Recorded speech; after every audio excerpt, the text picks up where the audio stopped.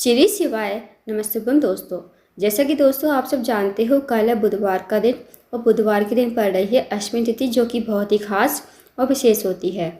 बस दोस्तों, आपको 5 गेहूं के दाने से अचूक उपाय करना है। यदि आपके जीवन में कोई मनोकामना है, चाहे आपकी मनोकामना धन को लेकर हो, व्यापार को लेकर हो, नौकरी को लेकर, या फिर आपके जीवन की कोई अधूरी मनोकामना हो, काफ़ी दिनों से अधूरी पड़ी है, साथ ही अगर आपके जीवन में कोई समस्या चल रही है कर्ज को लेकर, धन को लेकर, तो वो समस्या आपको इस उपाय को करने से समाप्त हो जाएगी। साथ ही आपकी मनोकामना भी अवश्य ही पूर्ण हो जाएगी। पूज्य गुरु जी कथा को सुनकर उपाय को अच्छे से समझाने का प्रयास करेंगे। तो आइए दोस्तों, जानते हैं उपाय कैसे करना है।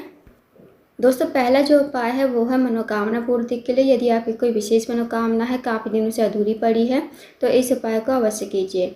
इस उपाय को करने के लिए आपको लेने हैं 5 गेहूं के दाने, साथ ही आपको लेना है 1 लोटा जल। अब आपको इस उपाय को सुबह से लेकर शाम तक कभी भी कर सकते हो। अब आप चले जाइए शिव जी के मंदिर में। शिव जी के मंदिर में जाकर सबसे पहले आपके पास जो 5 गेहूं के दाने हैं, उनमें से 4 गेहूं के दाने आपको गणेश जी के स्थान पर समर्पित करने हैं। अब दोस्तों, आप सबको पता होगा कि शिव जी का जो पूरा परिवार होता है जलाधारी पर विराजमान है। तो गणेश जी का जो स्थान होता है जलाधारी के राइट साइड पर होता है, तो वहाँ पर आपको 4 गेहूं के दाने ओम गण गणपते नमः का जाप करते हुए और श्री शिवाय नमस्तुभ्यम कहते हुए आपको समर्पित कर देने हैं। अब जो आपके पास 1 गेहूं का दाना बचा है, 1 गेहूं के दाने को आपको लोटे के जल में डालना है और थोड़ा थोड़ा जल आपको सबसे पहले गणेश जी के स्थान पर, फिर भगवान कार्तिकेय, फिर माता सरस्वती, फिर पार्वती के हस्तकमल पर और थोड़ा सा जल आपको बचाना है। अब जितना भी जल बचेगा वो आपको महादेव के शिवलिंग के ऊपर श्री शिवाय नमस्तुभ्यम कहते हुए समर्पित कर देना है। 2 मिनट आपको मंदिर बैठना है, श्री शिवाय नमस्तुभ्यम का जाप करना है। अब आपको भगवान से प्रार्थना करनी है कि हे महादेव, मेरी ये मनोकामना है, काफ़ी दिनों से अधूरी पड़ी है।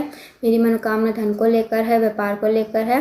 मनोकामना कहिए, समस्या कहिए, और आपको भगवान को प्रणाम करके विनती करके आपको अपने घर पर आ जाना है। तो दोस्तों, बहुत ही अचूक विशेष उपाय है। इस उपाय को अवश्य कीजिएगा।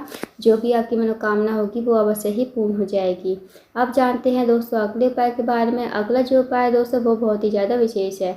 अगर आपका कोई कार्य है बहुत दिन से अटका हुआ है, आपका कार्य पूर्ण नहीं हो रहा है, या फिर आप किसी कार्य के लिए बाहर जाते हो, आपको सफलता नहीं मिल पाती है, आप नौकरी की तैयारी कर रहे हो, नौकरी आपको नहीं मिल पा रही है, तो आप इस उपाय को अवश्य कीजिए। इस उपाय करने के लिए आपको लेना है 1 लोटा जल तांबे के पात्र में, साथ ही आपको लेने हैं 2 कनेर के फूल। अब जो आप 2 कनेर के फूल लोगे ना, वो पीले कलर के होने चाहिए और भगवान शिव को अति प्रिय होते हैं कनेर के फूल।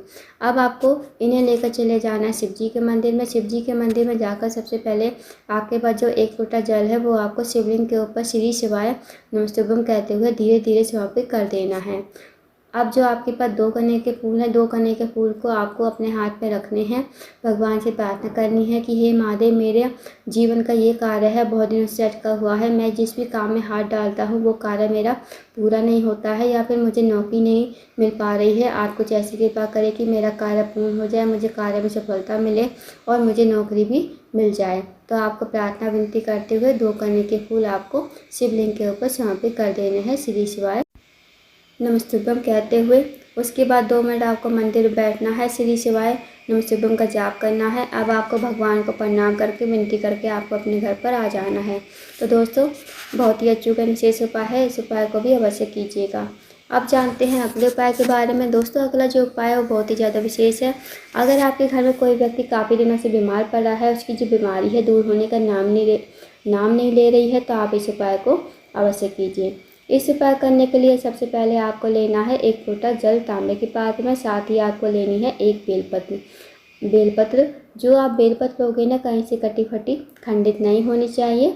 अब आपको चले जाना शिव जी के मंदिर में। इस उपाय को भी आप सुबह से लेकर शाम तक कभी भी कर सकते हो। शिव जी के मंदिर में जाकर सबसे पहले आपको 1 लोटा जल शिवलिंग के ऊपर श्री शिवाय नमस्तुभ्यम कहते हुए समर्पित कर देना है। अब जो आपके पास बेलपत्र है, बेलपत्र को आप अपने हाथ में रखना, भगवान से प्रार्थना करना उस रोगी व्यक्ति के लिए, जो रोगी व्यक्ति आपके घर में काफ़ी लंबे समय से बीमार पड़ा है। उसका नाम लेते हुए, गोत्र बोलते हुए, इस बेलपत्र को कुंद केसर महादेव का नाम लेते हुए आपको शिवलिंग के ऊपर समर्पित कर देना है। अब आपको 2 मिनट मंदिर में बैठना है, श्री शिवाय नमस्तुभ्यम का जाप करना है।